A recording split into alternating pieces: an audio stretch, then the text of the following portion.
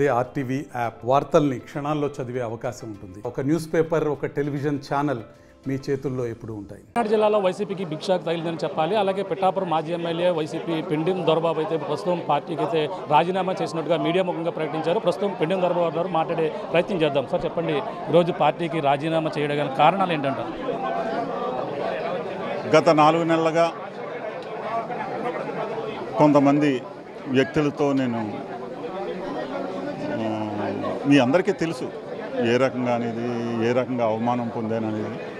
ఇవన్నీ దృష్టిలో పెట్టుకుని నేను ఇక్కడ పిఠాపురం ప్రజానీకం యొక్క సమస్యలు తీర్చే విధంగా, ఈ నియోజకవర్గ అభివృద్ధికి తోడ్పడే విధంగా ఎవరైతే పనిచేస్తారో వారందరినీ కూడా మా సర్పంచులు కానీ, ఎంపీటీసీలు కానీ, కౌన్సిలర్లు కానీ అందరూ కూడా ఒక మంచి ఆలోచనతోటి నాతో కలిసి ప్రయాణం చేయడానికి అందరూ కూడా మాకు ఒక దారి చూపించండి అని చెప్పడం జరిగింది. వారందరూ అభిష్టం మేరకు వారందరూ కూడా రిజైన్ చేస్తానన్నా, ఇంకా కాదు నేను రిజైన్ చేసిన తర్వాత మీ అందరి అభిష్టం మేరకు ఒక పార్టీని మనం వెళ్దామని చెప్పడం జరిగింది. వారందరికీ కూడా నేను అండగా ఉంటాను. నేను రాజకీయంగా ఏదో అక్కడ ఇన్ఛార్జ్ చేస్తారనో రకరకాల ప్రచారాలు జరుగుతున్నాయి. అవన్నీ వాస్తవం కాదు.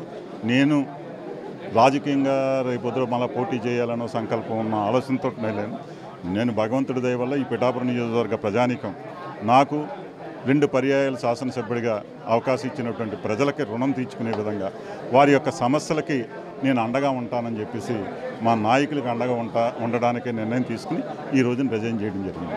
గతంలో ఎన్నికల సమయంలో కూడా జనసేన నుంచి కూడా ఆఫర్ వచ్చింది, కాకినాడ రూరల్లో పోటీ చేయాలంటూ జనసేన నుంచి వచ్చినట్టుగా ప్రచారం కూడా జరిగింది. కానీ అప్పుడు ఇక పిఠాపురంలో గీతకి ఇక్కడ ఉన్నటువంటి ఇన్ఛార్జ్ కూడా సపోర్ట్ చేసినటువంటి పరిస్థితి ఉంది. ఇప్పుడు ఇద్దరికి మధ్య కూడా సఖ్యత కుదరలేక వెళ్తున్నారంటారా? అవన్నీ మీ అందరికీ తెలుసు. సఖ్యత ఏ రకంగా అది ఇప్పుడు రాజకీయాల్లో ప్రజలకి మనం ఏం చేసాం? నేను శాసనసభ్యుడిగా 2 పర్యాయాలు చేశాను. 2 పర్యాయాల్లో అభివృద్ధి, అంతకుముందు చేసిన శాసనసభ్యులు అభివృద్ధి, అదే మీరు అంటున్నారు గీత గారు చేసిన టైంలో ఏ రకంగా మనం ఇక్కడ అభివృద్ధి చేయగలిగాం చేశారు వాళ్ళు. నేను చెప్తే తెలిసిపోతుంది. ఇప్పుడు నేను ఉండగా 2004 ఎమ్మెల్యే, నేను బీజేపీ శాసనసభ్యుడిని అయినా కూడా ఈ నియోజకవర్గంలో అన్ని రోడ్లని కూడా, ప్రధానమైన రోడ్లన్నీ కూడా ఆ రోజున చేయడం జరిగింది. మరలా తెలుగుదేశం గవర్నమెంట్లో వర్మ చేశారు, గీత గారు చేశారు. వాళ్ళు ఎవరో ఏమీ ఒక రోడ్డు కూడా చేసిన దాఖలాలు మీ అందరికీ తెలుసు కదా. ఎక్కడైనా సరిగ్గా వాళ్ళ మార్కు నేను ఈ పని చేశానని చెప్పమనండి. ఎన్ఆర్ఏఎస్ గ్రాంట్తో తెలుగుదేశం పార్టీ పంచాయతీ నిధులు హరించి ఇంటర్నల్ రోడ్లు వేశారు, అంతే కదా వాళ్ళు చేసింది. నేను నియోజకవర్గంలో ఉన్న ప్రధానమైన రోడ్లు దాదాపు 50 కోట్ల పైగా రోడ్లు ఆ రోజు నేను పూర్తి చేసినటువంటి ఘనత. మళ్ళీ అలాగే ఫ్లైఓవర్ 17 కోట్లు పెట్టి తెచ్చా. అలాగే 23 కోట్లు వాటర్ స్కీమ్ తెచ్చా. ఇలా ఎన్నో చేశాను 2004 to 2009. మళ్ళీ ఈ రోజున ఈ నియోజకవర్గంలో నేను చేసినటువంటి అభివృద్ధి, మీరు గ్రామాల్లోకి నాతో రండి. ప్రతి ఇంటికి కుళాయి ఇచ్చాను. ప్రతి ఊళ్ళోని కోట్లాది రూపాయలు పెట్టి ట్యాంకులు కట్టాను. ప్రతి చోట కూడా ఒక హెల్త్ సెంటర్, ఒక రైతు భరోసా కేంద్రం, ఒక సచివాలయం, ఇలాగ అభివృద్ధి కార్యక్రమాలు ఎన్నో చేశాం. అది ఆ రోజున ప్రభుత్వాలు చేసినటువంటి విధానంలో మనం చేయగలిగాం తప్పించి ప్రభుత్వం ప్రజలకు చేయాలనే సంకల్పం ఉండాలి ఏ ప్రభుత్వానికైనా. అది ప్రజల్లో వాళ్ళు ఆదరిస్తారా లేదా అనేది అది ప్రజల అభిష్టం మేరకు జరుగుతుంది. ఈ రోజున పవన్ కళ్యాణ్ గారిని, చంద్రబాబు నాయుడు గారిని ఆశీర్వదించారు, ఆ రోజున జగన్ గారిని ఆశీర్వదించారు. ప్రజలు ఆలోచన మేరకే ప్రభుత్వాలు ఏర్పడతాయి. మేము శాసనసభ్యులైనా ఎవరైనా కానీ ఈ రోజున నేను శాసనసభ్యుడిగా 2 పర్యాయాలను కూడా త్రికరణ శుద్ధిగా ఈ పిఠాపురం నియోజకవర్గ అభివృద్ధి కోసం మా నాయకుల కనుసన్నల్లో వారందరికీ కూడా అభిష్టం మేరకు నేను ప్రయాణం చేయడం జరిగిందని చెప్పి తెలియజేస్తాను. ప్రస్తుతం జగన్ గారితో ఉన్న ఆయనతో పరిచయం ఎప్పటి నుంచో ఉన్నది మీకు జనరల్గా చూసుకుంటే?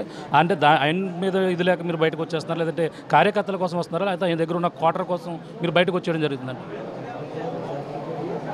జగన్మోహన్ రెడ్డి గారు మీద నేను 2 పర్యాలు నాకు టికెట్ ఇచ్చారు. ఎప్పుడు కూడా ఆయన నాతో తప్పుగా మాట్లాడలేదు, గౌరవం ఇచ్చే చేశారు. కానీ కొంతమంది క్వార్టరీ వలన నేను ఇబ్బంది పడ్డాను. అది ఆ ఇబ్బంది గత 4-5 నెలలుగా నేను అనుభవించాను. ఆ అనుభవంలో భాగంగా ఆ రోజునే నేను మారదారనుకున్నాను. కానీ ఆ వేళ టికెట్ ఇవ్వలేదని మారారు అంటారు, ఎందుకు ఆ అభాండం మనకెందుకని చెప్పేసి నేను ఇప్పుడు నిర్ణయం తీసుకున్నాను. ఏదైతే మా సర్పంచులు, ఎంపీటీసీలు, కౌన్సిలర్లు కోరుకుంటున్నారో ఆ రకంగా ముందుకెళ్ళి వాళ్ళని అండగా ఉంటాను. ఈరోజు మీరు ఒకరే చేస్తారా, మొత్తం వీళ్ళందరూ కూడా చేసే అవకాశం ఉంది? ఈరోజు నేను ఒక్కడిని, మొగల బాజీ గారు మార్కెట్ యార్డ్ చైర్మన్, ఆయన కూడా చేయడానికి ముందున్నారు. అందరం కూడా మొత్తం టోటల్ అందరూ కూడా వాస్తవానికి వేళ మేము రిజైన్ చేయాలని అనుకున్నాము. కానీ ఈ వేళ నేనే పెట్టుకున్నాను. తర్వాత అందరూ కలిపి చేయడానికని నేనైతే బాజీ నేను కూడా ఈవేళ చేస్తానంటే సరే. ఏ పార్టీలోకి వెళ్తున్నారు? ఎక్కువగా జనసేన వైపు మీ యొక్క మొగ్గు చూపిస్తున్నారని చెప్పేసి అంటున్నారు, ఎలా చూడాలంటే? 3 పార్టీల నుంచి ఆహ్వానం ఉంది.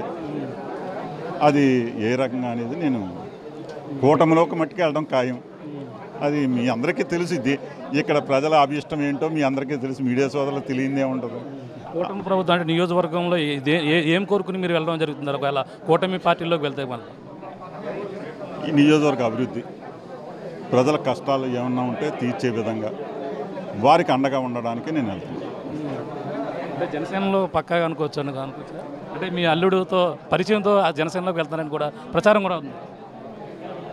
అన్ని రకాల ఆహ్వానాలు ఉన్నాయి. ఇంకా అందులో జగమెరిగిన సత్యం. కానీ మా వాళ్ళందరితో కూర్చుని ఫైనల్గా మీరు అనుకున్నది జరుగుతుందని క్లారిటీ వచ్చే అవకాశం ఉంది. 4-5 రోజులు కావచ్చు, వారం కావచ్చు, అంతే. చూస్తున్నా ఇది పరిస్థితి. 4-5 రోజుల్లో ఏ పార్టీలోకి వెళ్ళేది కూడా క్లారిటీ వచ్చే అవకాశం ఉంది. ప్రధానంగా చూసుకుంటే ఈ యొక్క నియోజకవర్గంలో గత కొన్నాళ్ళ నుంచి కూడా ఎమ్మెల్యేగా పనిచేసి 2 పర్యాయాలు చేశారు. కానీ ఇక్కడ ఉన్నటువంటి వైఎస్సీపీ మొన్న 2024 ఎన్నికల్లో సీటు రాని పక్షంలో అలాగే జనసేన వైపు నుంచి ఆఫర్ వచ్చినప్పటికీ వెళ్ళకపోవడంతో నియోజకవర్గంలో వైసీపీ గెలుపు కోసమే కృషి చేశాం. కానీ అక్కడ ఉన్నటువంటి జగన్ వద్ద ఉన్నటువంటి క్వార్టర్తో పాటు అలాగే కొంతమంది వల్ల ఇబ్బందులు గురయ్యాను కాబట్టి ఇప్పుడు వైసీపీ పార్టీని వీడవలసి వస్తుంది. అలాగే నియోజకవర్గంలో ఉన్నటువంటి నా క్యాడర్ ఎన్నాళ్ళ నుంచో నాతో జర్నీ చేసినటువంటి నాయకుల కోసం వాళ్ళ భవిష్యత్తు కోసం ఈ యొక్క నిర్ణయం తీసుకున్నారు. ఏదైతే కూటమి ప్రభుత్వంలో ఏదో ఒక పార్టీలో చేరుతామో అలాగే జనసేనలో కూడా వెళ్ళే అవకాశం ఉంది. ఈ యొక్క కార్యకర్తల సూచనల మేరకే నేను ఇప్పుడు ప్రధానంగా పార్టీ మారవలసిన పరిస్థితి ఉంది. ఎన్నో పర్యాయాలు నియోజకవర్గంలో అనుభవం ఉంది కాబట్టి ప్రధానంగా కార్యకర్తలకి అండగా ఉండేందుకు ఈ నిర్ణయం తీసుకుంటున్నామని చెప్పేసి పిఠాపురం మాజీ ఎమ్మెల్యే పెండెం దొరబాబు గారు చెప్తున్న పరిస్థితి ప్రధానంగా ఉందని చెప్పాలి. ఇది కూడా తాజా పరిస్థితి. కెమెరా రాముతో ప్రకాష్, RTV, పిఠాపురం నుంచి. మరిన్ని వీడియోస్ కోసం ఛానల్ ని సబ్స్క్రైబ్ చేయండి. లేటెస్ట్ అప్డేట్స్ కోసం వాట్సాప్ ఛానల్ ని ఫాలో చేయండి. అండ్ లింక్ డిస్క్రిప్షన్ లో ఉంది.